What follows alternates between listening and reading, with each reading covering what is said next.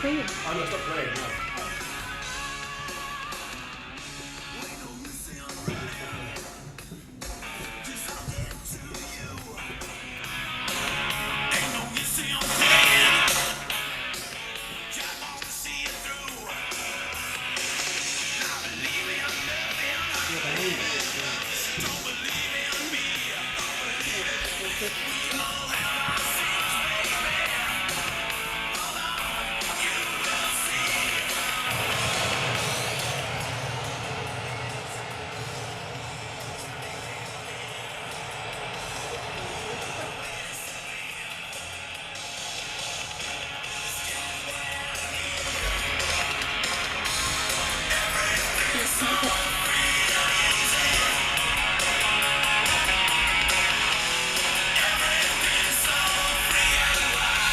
Because it went up there, it's disconnected.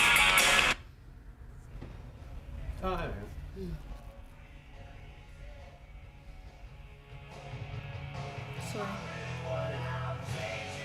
Down.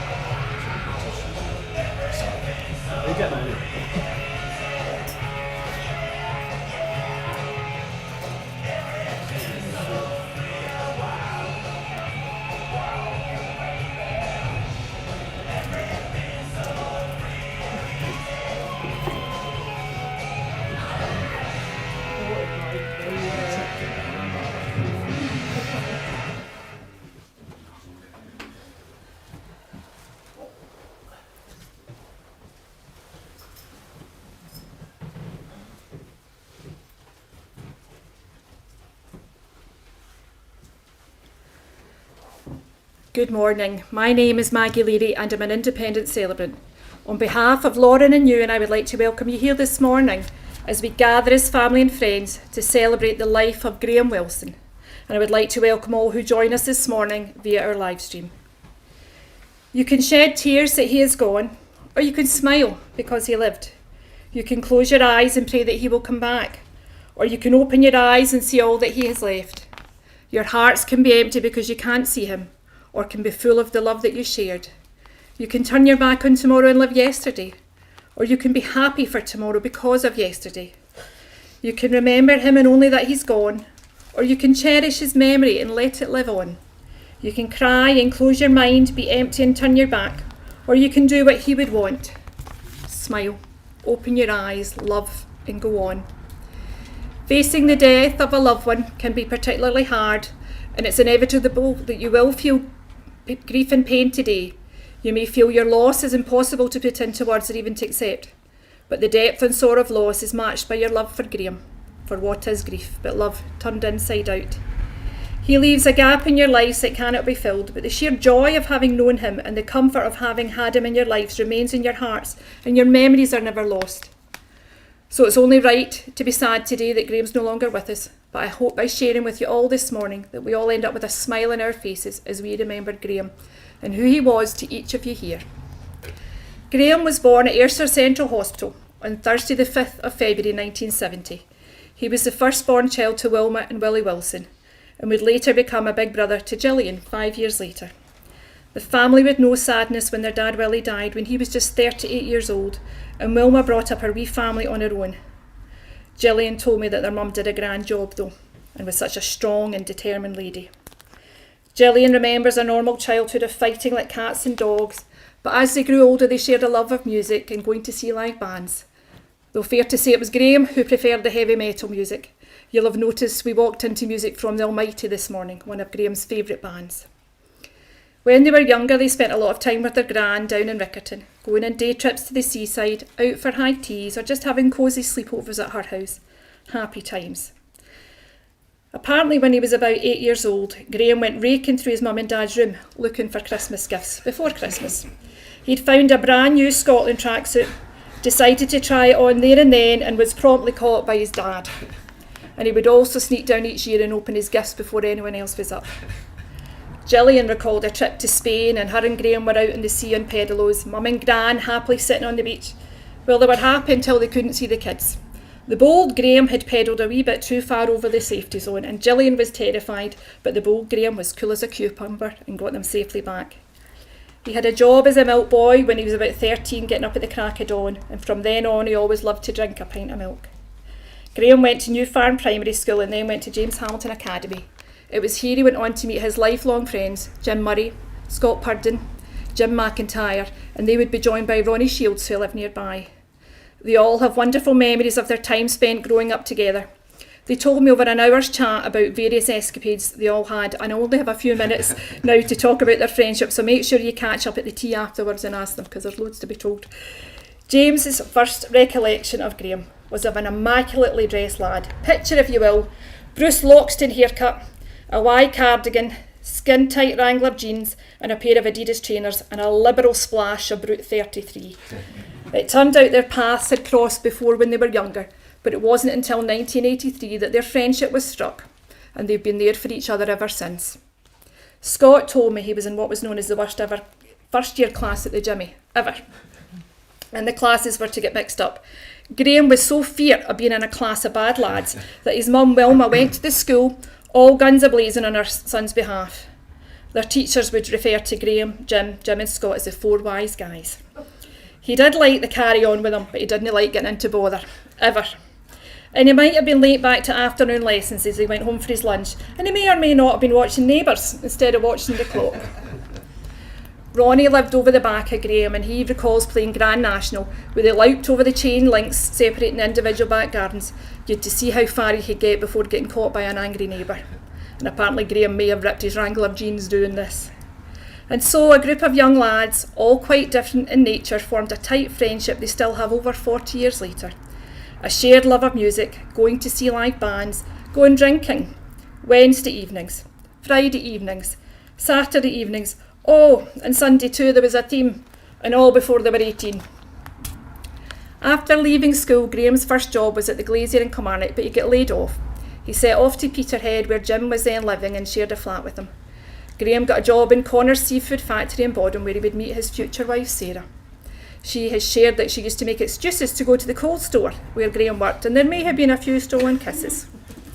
They bought their first flat in Peterhead, though had to sleep on the floor at first as their furniture hadn't been delivered.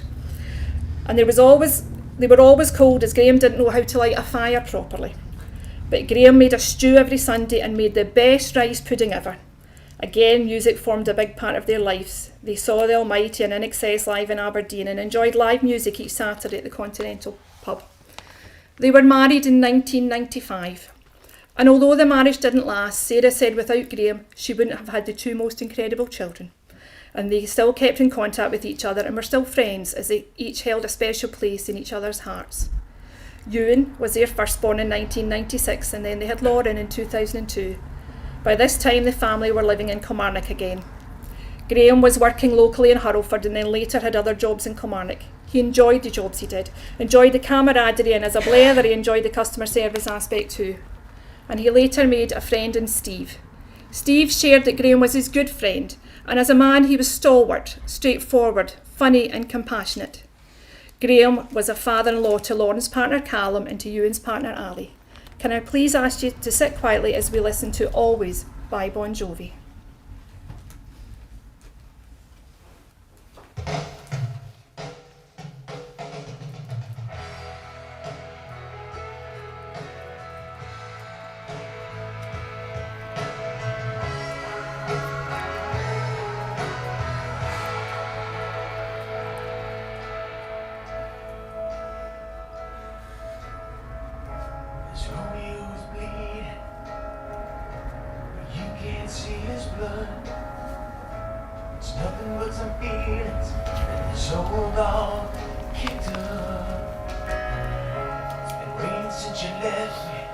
Now I'm drowning in the flood. You see, I've always been a fighter, but without you, I give up. Now I can't sing a love song like the way it's meant to be. Well, I guess I'm not that good anymore, but baby, that's just me. Yeah, I will love you, baby. Always, I'll be there forever and a day.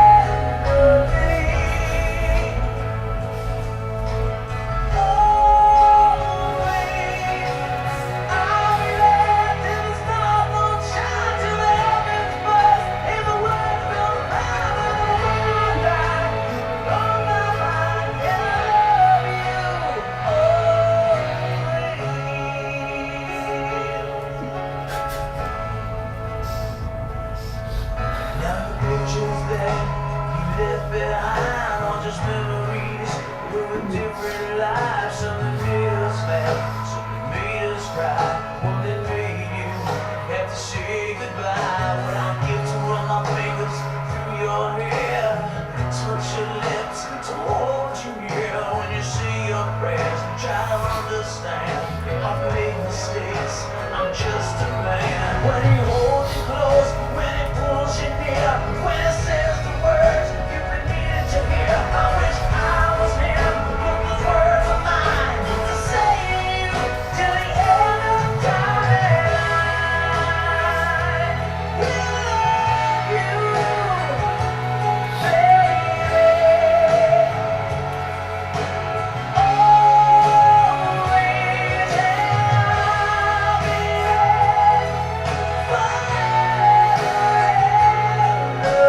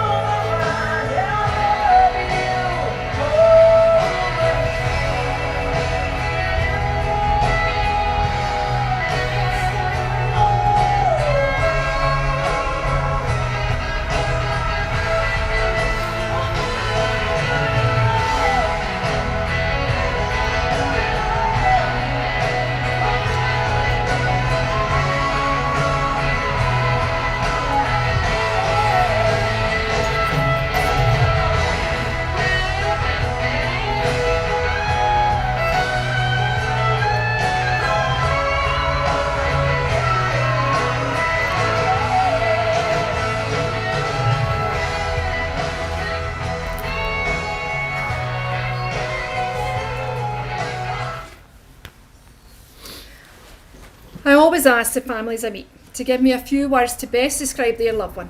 Graeme was described by Lauren and Ewan as kind, loving, funny, though with a dark sense of humour.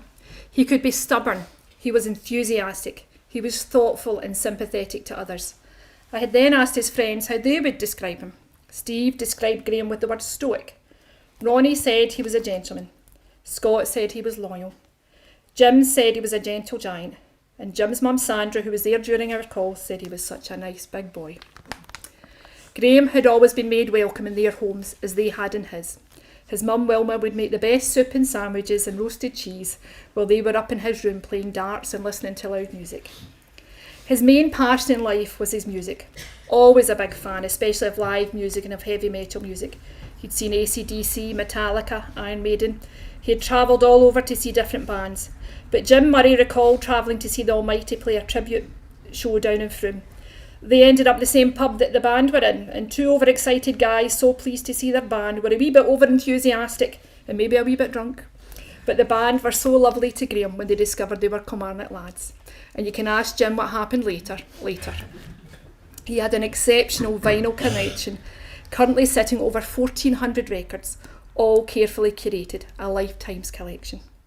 Graeme was a big Killie fan. He started going to matches in 1982 when he was 12 with his Uncle Russell. And then as they got older, the lads would meet at W.H. Smith in town and then walk out to Rugby Park together. He enjoyed history, especially about World War II. He loved to watch films that were recreations of historical events. And he and Steve enjoyed watching action films together, although they occasionally also watched the odd rubbish film too. And talking about conspiracy theories. Graeme was a big conspiracy theorist. He was at times opinionated, which got him into trouble on Facebook at times, with the actual Facebook, the organisation. His friends took it in the manner it had been written, but he was banned more than once by Facebook for what he wrote. His friendships were so important to him and his to them. I asked each of them what made their friendship special. Ronnie said he was funny. Oh, how he laughed, he was such a giggler and his shoulders would shake. Scott said that for all they were different lads, they somehow just clicked, and asked Scott about a trip to London later. And Jim said they had such an easy friendship. They had a shared love of music and enjoyed each other's company travelling to gigs. They had been there for each other at important times in each other's lives. Ewan and Lauren moved down south when they were still children, but Ewan still remembers trips to game station in Kilmarnock with his dad to buy PS2 games and how invested his dad was in the games that he played. He would come through and chat with Ewan in his room as they played. They had trips up to Dean Castle, and on Sundays they'd go to Grand's house in Sutherland Drive for their Sunday lunch. Lauren was a good few years younger than Ewan when they moved, but remembers when she was a wee bit older sitting watching the Breakfast Club together. As they got older, they were able to develop a different relationship with their dad. Lauren told me her dad was amazing. He was loving, and he loved them all the time, even when they were apart.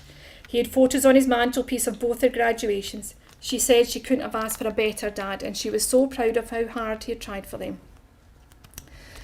Ewan told me his dad was an incredible human being and an incredible father. Whenever he was in hospital, which latterly had been frequently, he would always tell the ward staff all about his children and their achievements. Ewan did the London Marathon in April this year, and Graeme was so chuffed for his boy. He tracked his progress throughout the run, and as he finished he texted Ewan and said, "Well done on finishing the London Marathon. Never doubted you. Love from a proud dad." Do you want to? I would like to invite Lauren up to share her words with you. Thank you, Lauren. Just take your time.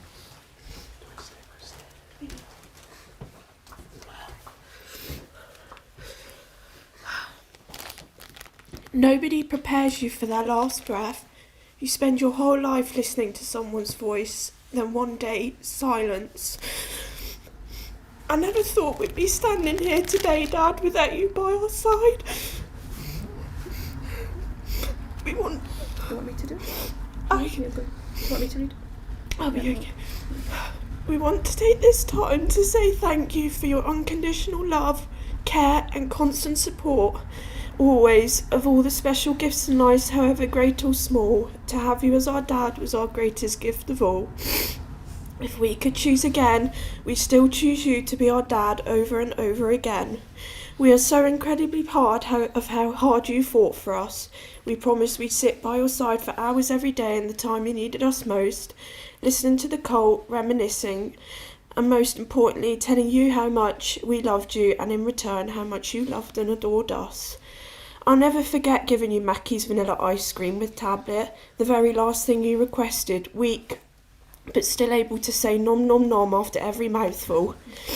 You always had a sweet tooth. Our dad made an impact on everyone's life, including loyalty and love to his best and closest friends, Jim Murray, Scott, Ronnie, Jim McIntyre and Steve, who all individually share very special memories with Dad that they will remember forever.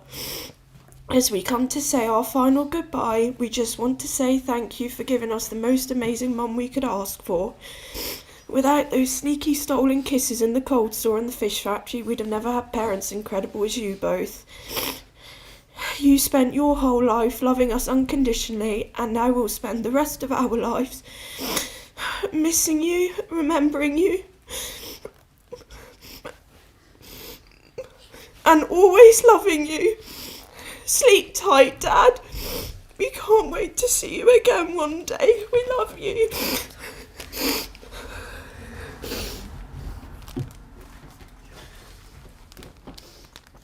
Thank you, Lauren. As I mentioned, Graeme's health had been in decline the past couple of years. He had had to give up work and needed the support of carers. On the 13th of July, he was admitted to Christhouse Hospital. Over the next 3 weeks, his family spent time with him. They spoke about happy times spent together. They spoke about their love for each other. He peacefully passed away on Monday the 3rd of August, knowing he was loved by Lauren and Ewan, and them knowing that they'd always been loved by their dad. I would like to share these words with you. The poem is called Afterglow by Helen Lowry Marshall, and it's also in your orders of service. I'd like the memory of me to be a happy one. I'd like to leave an afterglow of smiles when life is done. I'd like to leave an echo whispering softly down the ways of happy times and laughing times and bright and sunny days. I'd like the tears of those who grieve to dry before the sun of happy memories that I leave when life is done. And I'm sure that Graeme does leave an afterglow with you all for the part he played in your lives. You will all have been the better for knowing him. Can I please ask you to listen to another one of Graeme's favourite pieces of music, Fire Woman by The Cult. His very first concert was The Cult at the Grand Hall in Kilmarnock in 1985, and he'd always loved them. Excuse me, sorry.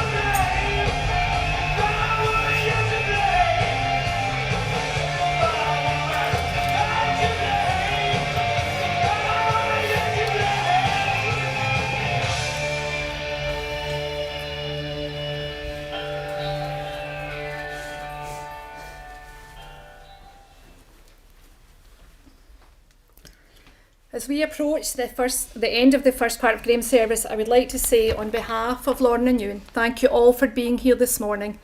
Your words of condolence and comfort have meant so much to them both, especially when they both live down south. They've appreciated the sharing of tales of their dad and the things that made him special to others. They would like to pass on their thanks to all who were involved in his care at Chris House Hospital. Special thanks to Graeme's closest friends, Jim Murray, Jim McIntyre, Scott Purden and Ronnie Shields, and thank you to Steve. A special thank you to their Aunt Gillian, and a sincere thank you to their mum Sarah, who's been so supportive to them both at this difficult time. Thank you to the staff of Foster's funeral directors, and in particular to Connie for their care and compassion. And I would like to take this opportunity to all of you who have contributed to the telling of Graeme's life story, and in particular to Lauren and Ewan. Your love for your dad shone through in our FaceTime chat, so thank you for your time. We will be concluding Graeme's service here shortly and then heading onwards to Kilmarnock Cemetery and Grashard Roads for a short burial service, and then there will be a tea immediately after that at the Park Hotel, to which you're all respectfully invited. Please go and raise a glass or a cup in Graeme's name and share your memories of happier times with each other, and make sure you ask these boys all about their stories. At the end of this service, there'll be an opportunity to make a donation in Graeme's memory to the charity Mind. The family have chosen this charity in particular as it endeavours to support those with mental health challenges, as at times Graeme was himself challenged. There will be a collection box as you exit, or you can find a QR code on the back of your order of service. Thank you. As we listen to our final piece of music here this morning, which is She Sells Sanctuary by The Cult, a song that Ewan always remembers his dad playing when he was a wee boy. As this ends, please make your way to the reception area here with the family before waiting to head up to Kilmarnock Cemetery, where we shall complete Graeme's service. Please take care and travel safely onwards. Thank you.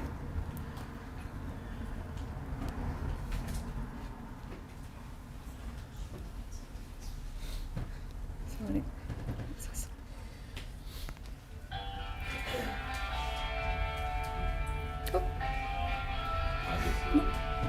Sorry. Sorry, Graeme. That's it.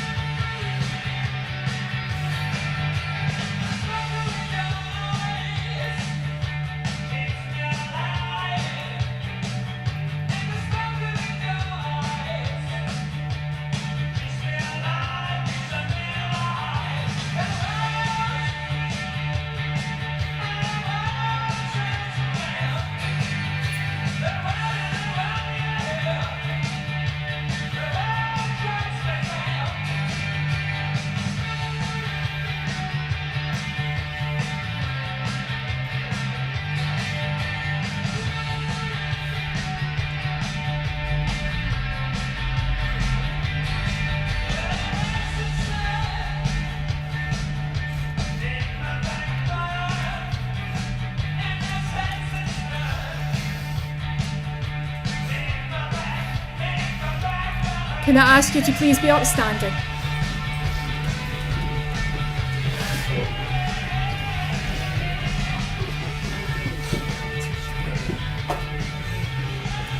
Please make your way out to the section.